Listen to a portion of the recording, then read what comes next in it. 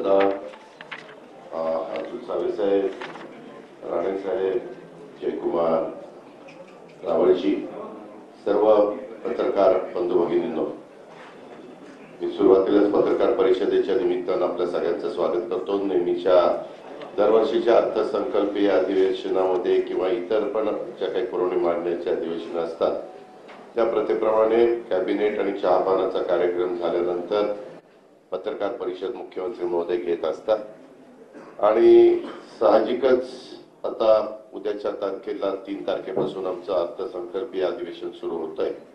आपल्याला सगळ्यांना माहिती आहे की उद्या आम्ही पुरवणी मागण्या ठेवणार आहे आणि 10 तारखेला अर्थसंकल्प सादर करणार आहे।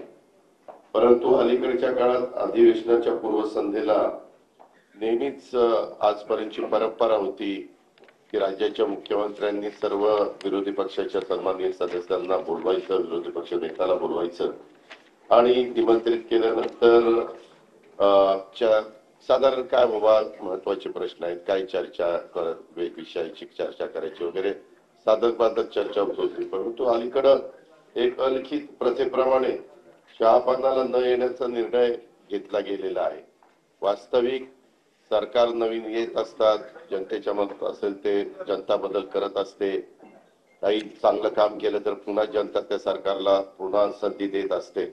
असं असलं तरी देखील आम्हाला प्रचंड मोठ्या प्रमाणावर बहुमत मिळालेलं ही वस्तुस्थिती खरी आहे आणि आमचा सगळ्यांचा प्रयत्न महायुतीचं सरकार चांगलं चालावं, प्रश्न व्यवस्थितपणे त्या ठिकाणी सुटावेत या प्रकारे आमचं सगळ्यांचं कामकाज चाललेलं आहे। राज्यासमोरच्या महत्वाच्या प्रश्नांवर चर्चा पण आम्हाला विरोधी पक्ष नेत्यांची आणि सदस्यांच्या बरोबर करायची होती, परंतु त्यांनी भलं मोठं पत्र, यावेळेसचं पत्र तर आजपर्यंत जेवढे काही विरोधी पक्ष नेते होऊन गेले त्याच्यात सगळ्यात मोठं पत्र आज आम्हाला त्यांनी मुख्यमंत्री महोदयांना आणि सरकारला दिलेलं आहे।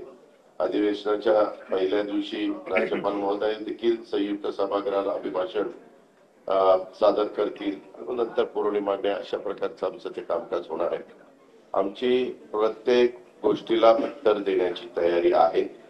आम्ही कुठेही त्याच्यामध्ये आमचं प्रचंड बहुमत आहे, 237-38 आमदारांचं, म्हणजे फक्त साधारण 50च आमदार समोर विरोधी पक्षाकडे आहेत, म्हणून बहुमताच्या जोरावर कामकाज रेटायचं हे अजिबात आम्ही करणार नाही, आमचा तो इरादा पण नाही।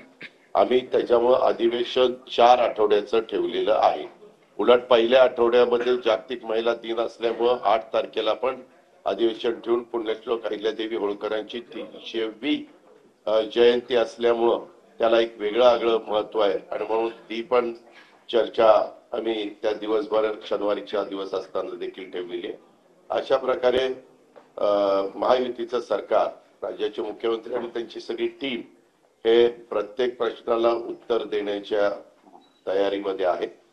आता आरोप प्रत्यारोप होत असतात, आरोपात तथ्य असेल तर जरूर त्याची दखल घेतली जाईल, परंतु कारण नसताना विरोधाला विरोध करायचा म्हणून जर आरोप केले गेलेले असले तरी त्याला किती महत्व द्यायचं हे पण तशा पद्धतीने ठरवलं जाईल। असं साधारण हे अधिवेशन चालवण्याचा मुख्यमंत्र्यांचा आमचा सगळ्यांचा विचार आहे। त्या प्रकारे अधिवेशन सगळे बिलं जी येतील ती पण बिलं चर्चेला यावी, त्याच्यात चर्चा साधक बाधक व्हावी, त्याच्यातनं काही चांगल्या सूचना आल्या तर त्या सूचनेचा पण आम्ही आदर करायला तयार आहोत। अशा या प्रकारे हे सगळं अधिवेशन पार पाडण्याचा निश्चय हा महायुतीच्या सरकारने केलेला आहे। धन्यवाद। हे आता जे काही सांगितलं एक झालं, पाठीमागं लाडकी बहीण योजना आम्ही आणली ना, त्यावेळेस मी खरंच सांगतो पत्रकार मित्रांनो, 20,000 रुपये महिन्याच्या भगिनीचं उत्पन्न आतमध्ये, म्हणजे 2.5 लाखापर्यंत तिचं वर्षाचं उत्पन्न असावं, अशा महिलांच्या करता, म्हणजे आमच्या शेतकाम करणारी महिला, कुरपणीला जाणारी महिला, किंवा आमची झाडू पोतना करणारी महिला, धुणंभांडी करणारी महिला, किंवा काही घरात नवरा बायको दोघेही जर नोकरीला असले तर या घरात जाऊन स्वयंपाक करणं, पुढच्या घरात जाऊन स्वयंपाक नाही का करतात काही महिला, अशा महिला, किंवा आमच्या झोपडपट्टीमध्ये राहणाऱ्या गरीब महिला, किंवा दिवसभर काहीतरी भाजी घ्यायची, संध्याकाळपर्यंत विकायची आणि मग चूल पेटवायची, तिला फार कमी तसं तिचं उत्पन्न असतं, ह्या भगिनी वर्गाच्या करता ती लाडकी बहीण योजना आणलेली होती। आणि ज्यांना ज्या योजनेमध्ये कुठलाच लाभ मिळत नाही, म्हणजे काहींना संजय गांधी निराधार योजनेतनं मिळतो, काहींना श्रावण बाळ योजनेतनं मिळतो, अशा वेगवेगळ्या योजना राज्याच्या असतात ना, तर ज्यांना कुठल्याच योजनेचा फायदा मिळत नाही, पण मी आत्ता ज्याचा उल्लेख केला त्याच्यामध्ये ते बसतात, अशांच्या करता ही योजना आणली. मी आधी मला वाटतं जूनमध्ये जाहीर केलं आणि जुलैपासून सुरुवात करायची ठरवलं, परंतु ते काही लवकर आमचं होईना. मग शेवटी ऑगस्टमध्ये रक्षाबंधन होतं.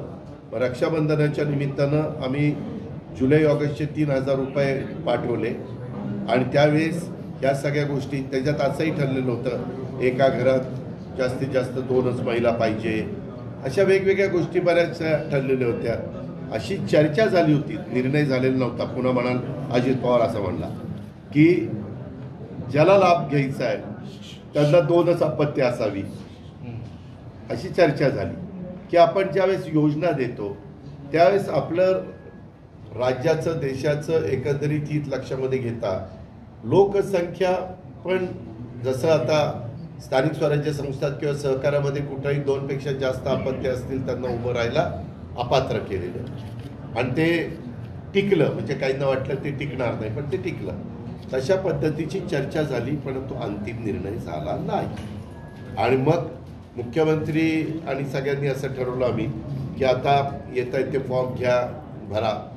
आणि नंतर लक्षात आलं निवडणूक झाल्यावर की ज्यांच्या घरात 4चाकी वाहन आहे, ज्यांचं महिना पगारच त्यांना 40,000 रुपये, 30,000 रुपये, 50,000 रुपये, 60,000 रुपये खाजगी असेल पण आहे, अशांना पण त्याचा त्यांनी लाभ घेतलेला आहे.